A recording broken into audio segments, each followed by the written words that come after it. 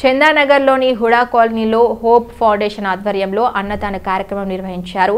ప్రతి శనివారం నిర్వహిస్తున్న అన్నదాన కార్యక్రమానికి చుట్టుపక్కల ప్రజలు అధిక సంఖ్యలో హాజరవుతున్నారు. హోప్ ఫౌండేషన్ వ్యవస్థాపకులు విజయ్ కుమార్ నేతృత్వంలో జరుగుతున్న ఈ కార్యక్రమంలో బీసీడల్ జాతీయ అధ్యక్షుడు కుమారస్వామి పాల్గొన్నారు. అన్ని దానాలకెల్లా అన్నదానం గొప్పదని, ఆకలితో ఉన్న వ్యక్తిని కడుపు నిండా భోజనం పెట్టడం గొప్ప కార్యం అన్నారు.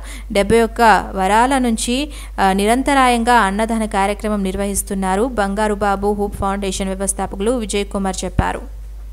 ఎంతో మంది అనాథలు కావచ్చు, పేదలు కావచ్చు, బడుగు బలహీన వర్గాలకు ఆపన్న హస్తంగా ఈరోజు హోప్ ఫౌండేషన్ నిలబడుతుంది అంటే నిజంగా ఆయన ఎంతో మందికి మార్గదర్శకం అని తెలియజేస్తున్నాను.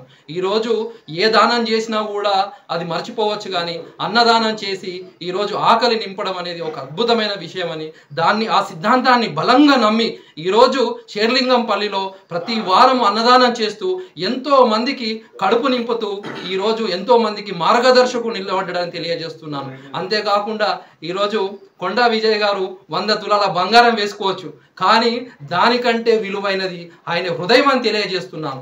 ఎందుకంటున్నానంటే అన్నదానం చేయాలనే మనసు సిద్ధాంతంతో ఈరోజు ఎంతో మంది కడుపు నింపడం చాలా గొప్ప విషయం చేస్తున్నాను.